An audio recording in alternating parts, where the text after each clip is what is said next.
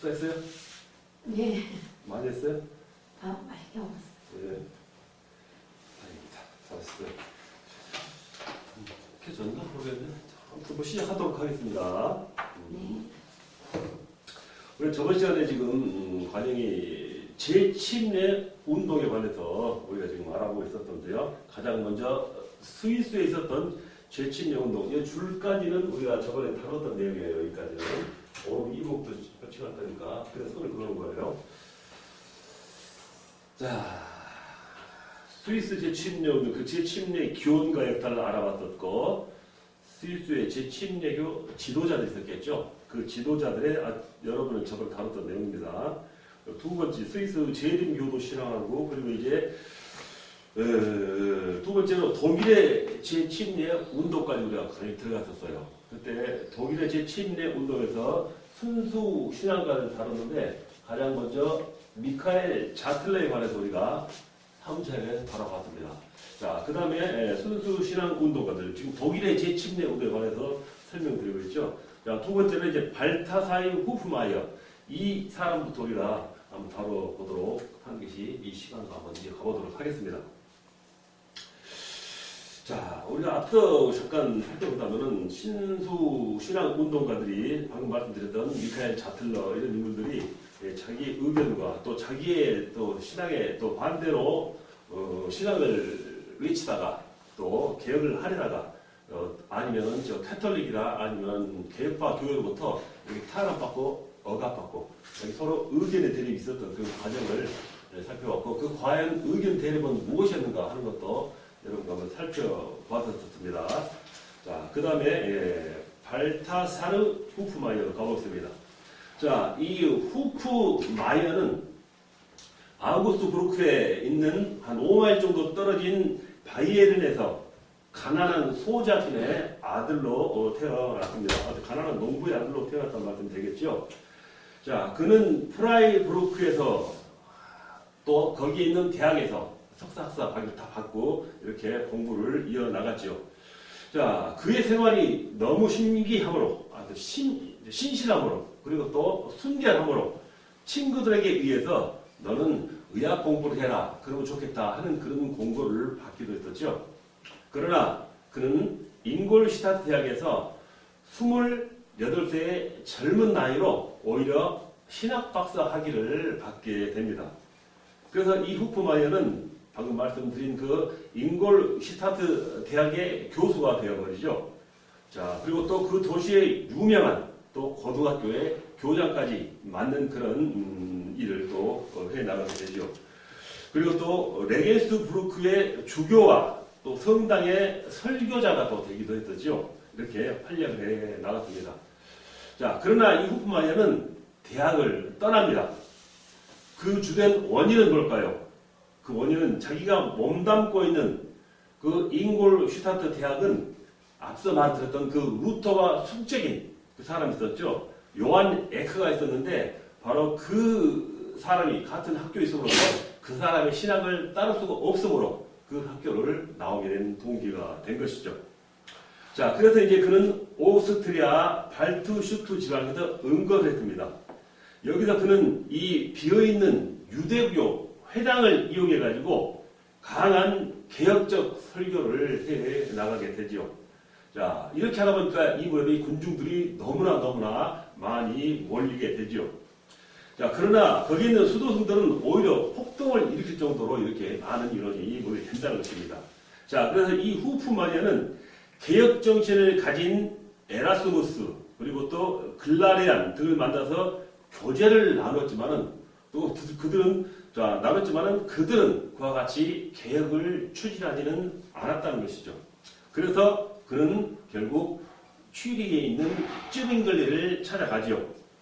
그래 가지고 거기서 이제 10월 또 그 10월 논쟁이 있었던 저번 시간에 다루었던 10월 논쟁 쯔빙글리를 다루면서 10월 논쟁에 관해서 우리가 자세히 다뤘습니다. 어떤 주제 때문에 그 논쟁이 일어나는가 하는 그 내용이었었죠. 바로 지금 이 후프마이어가 그 당시에 10월 논쟁을 목격했다라는 것입니다. 그 후에 그는 자기 이제 소신을 밝히는 18개의 항목을 이렇게 발표를 했습니다.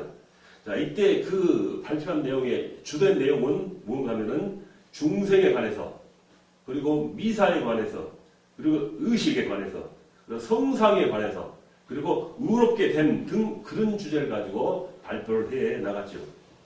자, 그런데 지민글리는 이 후프마이어의 글을 보고 모조리 불태워 없었죠. 어떻게 보면 이 재침례교회 활동했던 사람들은 카톨릭에서 구박받고 그 당시 개혁에 나갔던 이와 같은 그 개혁적인 그런 조직에서부터 또 같이 이렇게 핍박을 받았던 걸 볼 수가 있었겠죠. 자, 이렇게 지민글리는 이 후프마이어의 글을 보고 모조리 불태워 없애버립니다. 자, 그래서 이 후프마이어는 지민글리가 개혁 의지는 강했지만 신학적으로 많은 문제점이 있음을 발견했다라는 것이죠. 그래서 1525년 치빙글리와 재침례교도와의 논쟁 때 그는 재침례교도의 입장을 취해가지고 논쟁을 해 나갔죠. 그리고 이때 성도들을 위한 기독교 침례라는 책을 발행을 합니다. 자, 신앙 고백이 선행되어야만 침례를 받을 수 있다라는 그런 주장이죠. 이게 바로 재침례교의 입장을 밝힌 내용이었다는 것입니다. 자, 그래서 취리 시 당국은 그를 즉시 체포해가지고 그의 주장을 철회하도록 강요를 했습니다. 자, 그러나 후프마이어는 잡혔지만은 또 풀려 나오자마자 이번에는 더 적극적인 설교를 해 나가는 것입니다. 1525년 4월 16일에는 3일 동안에 자그마치 300여 명의 회계자를 만들고 또 그들 모두에게 침례를 실시했습니다. 이때 사용한 침례 도구는 바로 소저통을 사용했다는 것입니다. 소를 담는 그 통 있죠. 그 통을 가져다가 침례 도구로 사용했다 하는 말이 되겠죠. 자, 후이 후프마이어가 다시 이제 또 체포되어가지고 그의 주장을 철회당하기를 강요하자 취리 시민들은 치빙글리의 비겁함을 오히려 질타를 하게 되는 것입니다. 그래서 이 후프마이어는 결국 후프마이어는 결국 취리를 떠나서 콘스탄스 그리고 아우스부르크, 레겐스부르크 등을 돌아다니면서 설교를 해 나가는 방랑 설교자가 되었다라는 것입니다. 그리고 모라비아 지방의 니콜스부르크에서 자리를 잡게 되죠. 자, 그는 여기서 1526년 27년 동안 1년 사이에 1200명의 회계 결심자를 이렇게 만들어냈었죠. 이때 주로 루터파 교인들을 재침례교로 개종했었다라고 말씀을 드린 것입니다. 자, 그 당시 이제 이 합스부르크 정부에서는 이제까지 평화롭기만 하던 그런 자기들의 영토 내에서 이렇게 종교적 혼란이 생기는 것을 원치 않았다라는 것입니다. 게다가 치빙글리는 모라비아 영주들에게 지금 말하는 이 후프마이어를 광신적 공산주의 선동자라고 사주해가지고 그를 체포해서 이게 법적인 심판을 받게 하려고 한다는 것입니다. 자, 순진한 리텐슈타인의 그 영주들은 그 말을 듣고 이 후프마이어를 체포해서 바로 페르난드 공의 그 관리들에게 잡아서 넘겨주고 맙니다. 자, 그래서 이 후프마이어는 체포되어서 이 관리들에게 체포되어가지고 1528년 3월 10일에 비엔나 교회에서 화형을 당해서 죽고 맙니다. 그리고 그의 아내는 다뉴브 강에 빠져서 익사를 시키고 말죠. 자, 이때 비엔나에서만은 105명의 재침례 교도들이 극형으로서 처형을 당했다라는 것입니다. 이렇게 핍박을 받았던 바로 그런 모습을 우리가 바라볼 수 있는 것입니다. 자, 그래서 이 후프마이어가 이 재침례교회에서 했던 그 사역은 불과 3년밖에 되지 않습니다. 만약 그가 좀 더 오래 활동을 했었다면 아마 그 당시에 이 침례교회의 역사는 아마 더 다르게 기록될 수 있었을 것이다 라고 생각해 볼 수가 있는 것입니다. 자, 그의 신앙은 우리가 알아볼 때 그의 남긴 작품에서 우리가 더 세심하게 알아볼 수가 있습니다.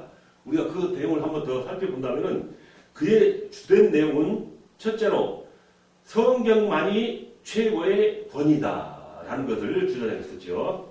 그리고 둘째는 믿음으로만 의롭게 된다라는 걸 주장했고, 셋째로는 침례는 반드시 회개에 의해서 거듭나고 하나님께 순종하여 새 사람, 새 생활을 할 자들에게 준다. 이렇게 주장을 했습니다.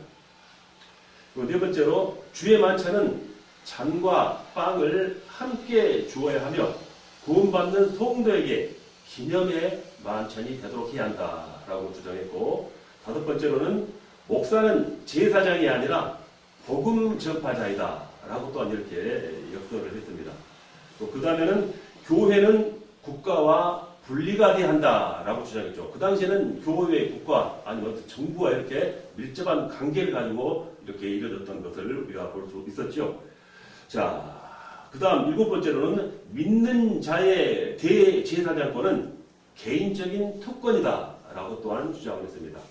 여덟 번째로는 교회 훈련이 필요하다 이렇게 주장을 했던 것입니다. 방금 말씀드린 이렇게 8가지 정도로 그의 주장을 우리가 함축해 볼 수가 있는데요.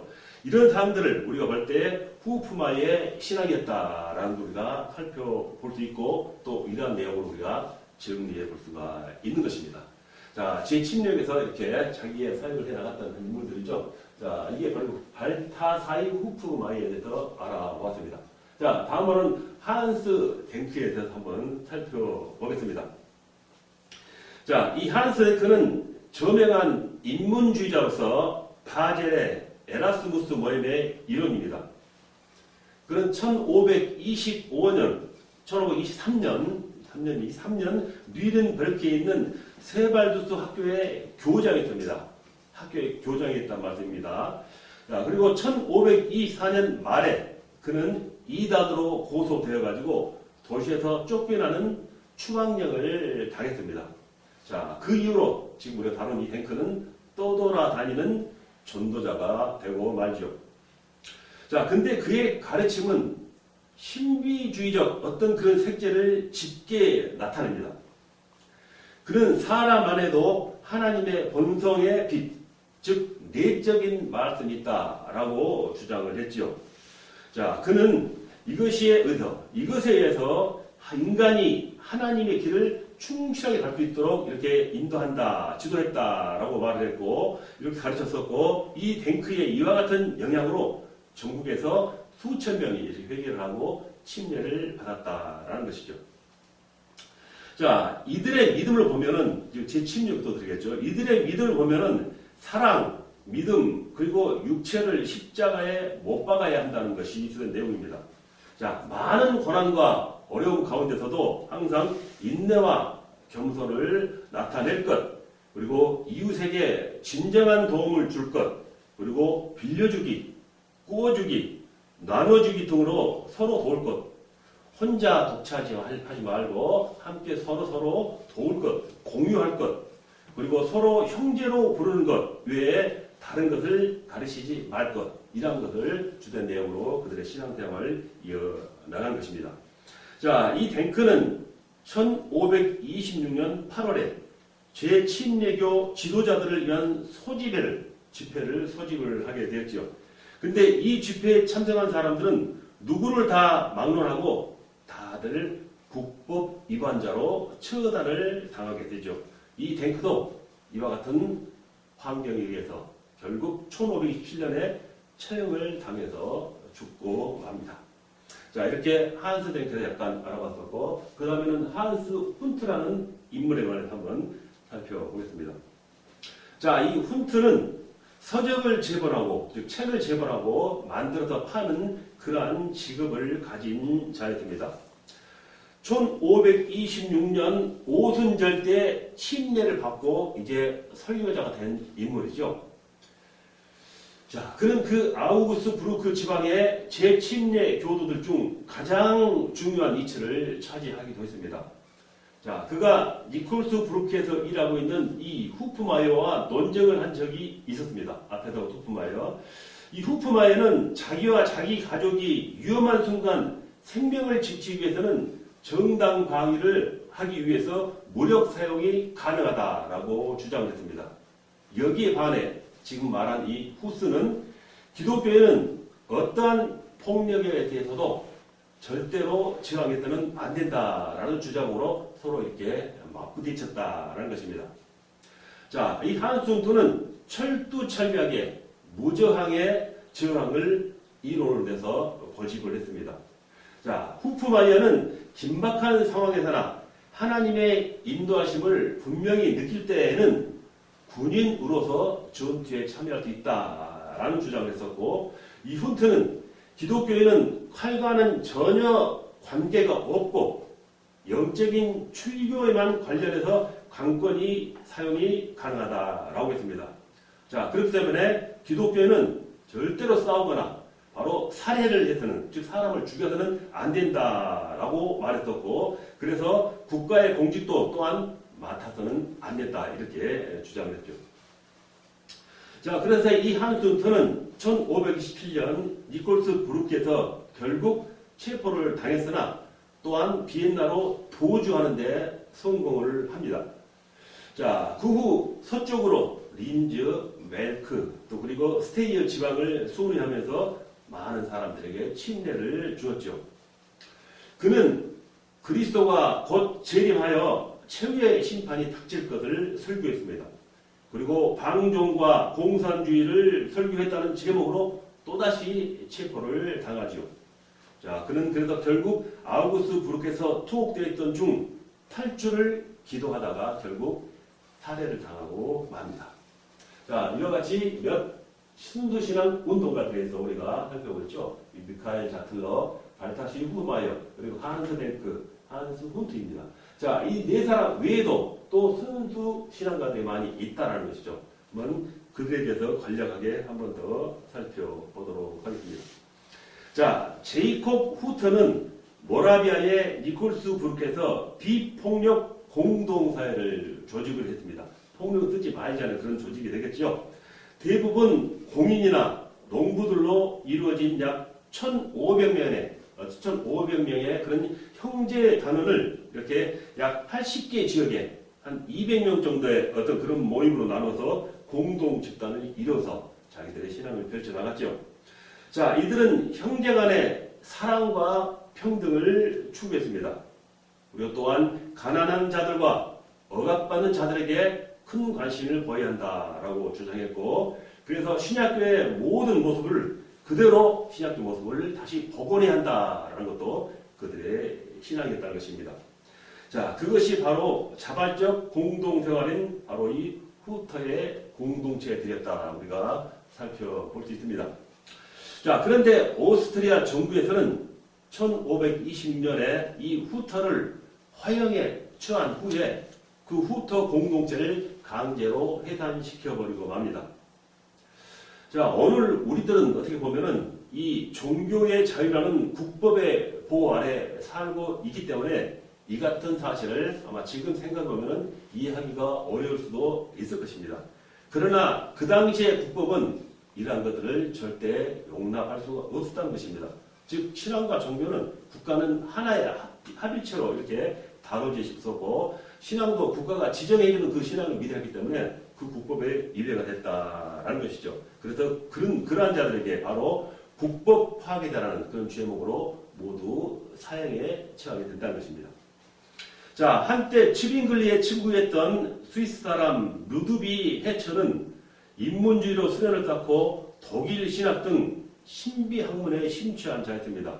이도 역시 취리의 죄 침례 교도에 연루되었다고 추방을 당하고 맙니다. 그는 다음에 스트라스부르크에서 아까 말씀드린 그 댕크와 함께 구약의 예언서를 독일말로 번역을 하였죠. 바로 그것이 발각되자 1290년 오히려 그거와 전혀 상관없는 간통혐으로서 처형을 시켜버리고 말죠. 자, 이렇게 그 당시에 제7내 운동에 활발하게 활동했던 인물들, 생명을 다 내어가면서 자기들의 신앙을 부르짖었던 그런 모습을, 또 그런 인물들을 한번 우리가 살펴보고 있습니다. 어떻게 보면은 카톨릭에 억압받고 또 개신교도들에게 억압받았던 그런 제7내 교도들의 모습을 우리가 지금 살펴보고 있는 것입니다. 자, 그 다음 B 과정으로 넘어가 보겠습니다. 비슷해요.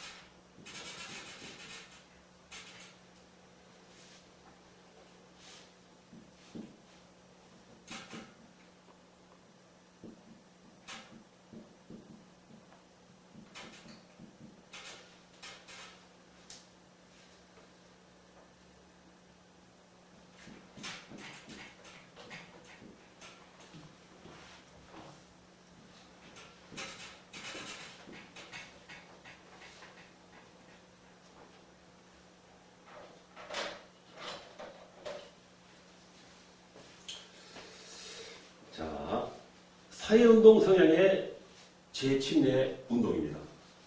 자, 이제부터는 재침례 운동에 대해서 부정적이고 좋지 못한 인상을 남겼던 사람도 한번 살펴보겠습니다. 자, 앞서서는 자기 신앙의 순수한 신앙을 고수해가지고 순교까지 당했던 그런 인물들을 살펴봤지만 여기서는 재침례 운동을 하면서 부정적이고 좋지 못한 인상을 남겼던 그런 사람들을 살펴보자라는 것입니다. 가장 먼저 토마스 윈처죠. 자, 윈처가 지금 우리가 말하는 과연 그는 재침례 교도였는가라고 우리가 의문을 가져볼 수 있다는 것입니다. 자, 여기에 대한 유일한 근거로 그가 유아 세례를 배격했다는 것을 들어서 포괄적인 의미를 들어서 그도 재침례파였다라고 말씀을 하는 것이죠. 자, 캐톨릭에서는 유아 세례를 줬지만 이 재침례파는 유아 세례를 부정했다 하는 그런 교리를 가지고 있었다는 것이 되겠죠. 자, 그가 재침례 교도였는지 아니었는지 장차 이제 밝혀지게 되겠죠. 자, 이 윈처는 오스트리아 슈톨베르크에서 1490년에 태어났습니다. 그는 할레 대학, 라이프치 대학, 그리고 비텐베르크 대학 등 여러 곳에서 이렇게 다양하게 공부를 했습니다. 자, 그는 남을 설득하기도 잘 했지만 선천적으로 과격하고 극단적인 것을 좋아하는 그러한 기질을 가지고 있었던 인물입니다. 자, 그래서 그의 사역은 오스트리아 벤티지에서 교구의 채플린에서 궁중 목사죠. 자, 채플린에서 출발합니다. 그런데 그 역시 루터처럼 카톨릭의 화채설을 반대했으므로 다시 루터거 교구 안에 있는 바로 그 츠비카우의 루터거 목사가 되지요. 자, 츠비카우에서 루터거 목사로 수훈회 하던 중에 이제 순수한 교회를 표방하면서 루터교와의 인연을 끊습니다. 그리고 순수한 교회라는 바로 성령님에 의한 혁명적인 교회라고 이렇게 선포를 하고 세상 전쟁의 종식을 위해서 다윗 왕국을 건설해야 한다라고 이렇게 주장을 합니다. 그는 열광적 그리고 또 급진적인 주장을 함으로써 이제 츠비카우에서 추방을 당하자 뮬하우젠으로 도망을 갔습니다. 자, 거기서 그는 뭘 주장했냐면 칼의 복음이다라는 것을 주장합니다. 그가 주장하는 이 칼의 복음이란 기독교가 이상적으로 실천해야 될 목표를 사회 정화라고 부르짖으면서 이 목표를 이루기 위해서는 이에는 이로, 칼에는 칼로 바로 싸움을 통해서 정치에 나가야 한다라고 했다라는 것입니다. 이런 그의 주장은 결국 가난한 농민들에게 잘 먹혀 들어가게 되죠. 자, 그 당시 유럽 전역은 어떻게 보면 10년 주기로 해서 산발적인 농민 반란이 계속 일어나고 있었습니다. 자, 이런 상황에서 이 윈처의 이 같은 선동은 결국 시의회를 반란을 일으켜서 장악하고 만다라는 것입니다. 자, 이 무렵에 스위스 재침례교 지도자인 그레벨 그리고 만츠 등이 바로 지금 이 윈처의 잘못을 책망을 하고 시정을 해라라고 요청을 합니다. 그렇지만 이 윈처는 그들의 말을 수용하지 않습니다. 그는 계속해서 그가 부르짖었던 칼의 복음을 외쳐 나가죠. 그리고 지방에서는 산발적인 농민들의 그 반란을 이가 바로 부추기 시작했다라는 것입니다. 이렇게 하여 그가 그 유명한 농민전쟁은 1525년 5월부터 1526년까지 전 독일의 절반가량을 바로 이 농민 반란으로 휩쓸어버리고 맙니다. 자, 그 후 결국 윈처는 국가에서 체포가 되어서 고문을 당한 후에 사지가 찢겨서 죽임을 당하고 결국 화형에 처하게 되면서 사라지고 맙니다. 자, 그 뒤부터 이 농민전쟁은 윈처의 전쟁이라고 하는 그런 불명예가 따라오게 되고 말죠.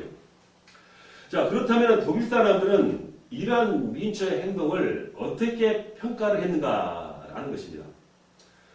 독일 사람들은 윈처를 바로 농민 반란 선동자라고 보고 있습니다.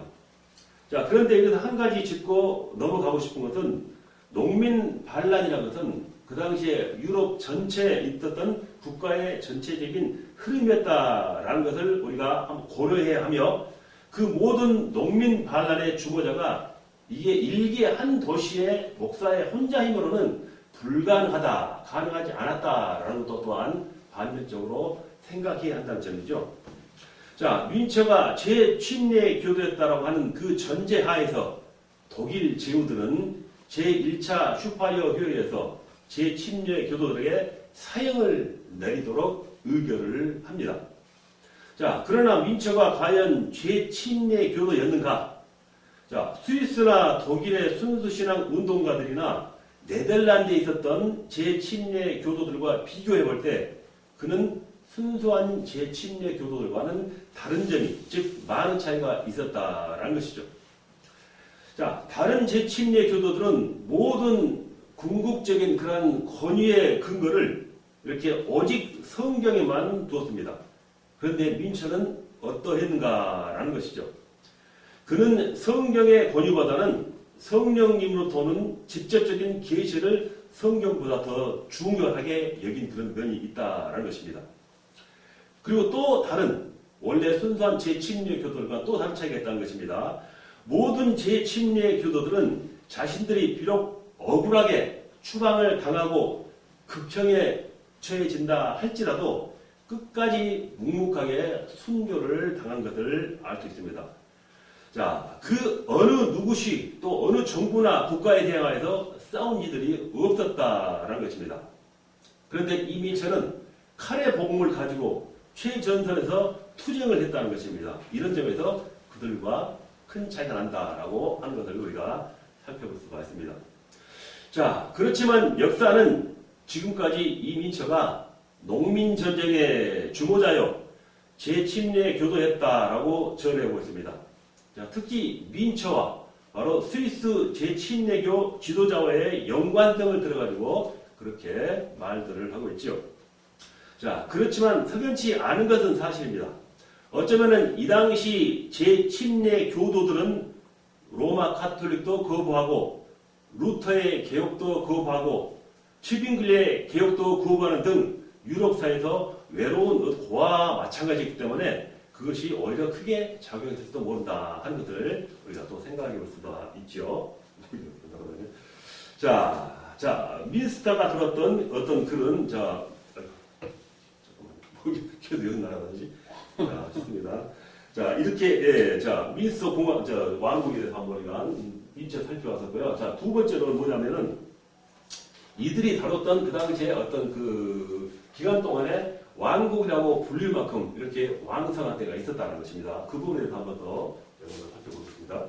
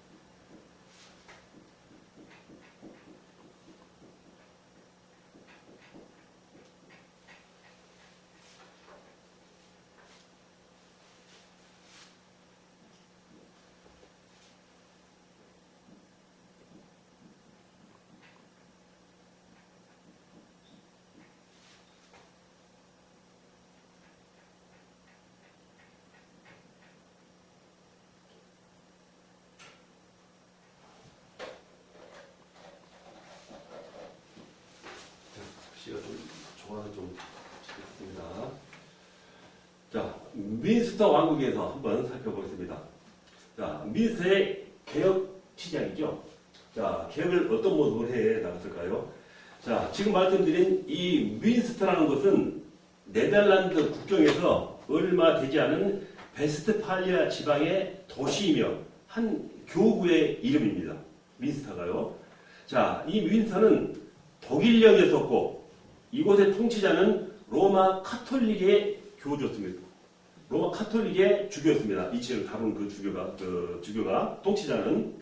자, 아니면은 혹시 독일의 제국의 제후들이 바로 이 지역을 통치를 했습니다. 자, 따라서 그는 즉 로마 카톨릭이나 독일 제국입니다.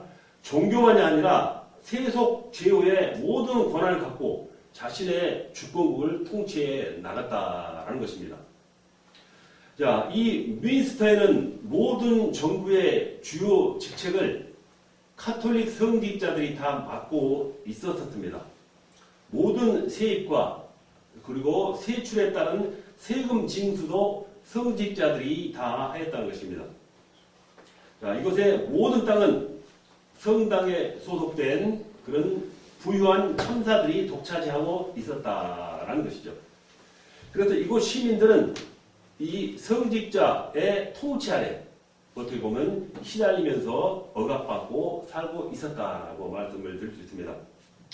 자, 그래서 이 시민들의 불만은 때때로 반란의 형태로 분출됐습니다. 그래서 이러한 반란은 1525년, 1527년에 부유한 도시민이었던 베르나르 클리퍼 돌링에 의해서 등장을 하게 됩니다. 그리고 1529년에는 끔찍한 기근과 역병에 이런 것들이 뒤따라 일어나면서 어울려서 반란까지 함께 일어나고 말지요.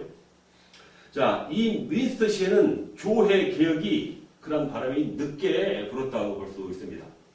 1529년 도시 성곽 밖의 성 모르시 교회의 소택인 젊은 목사, 자, 베른하르 로트만에게 의해서 시작됐다라는 것입니다. 자, 그는 초기에 또 역시 루터 사상의 심취가 됐었고 거기에 매력을 느꼈죠.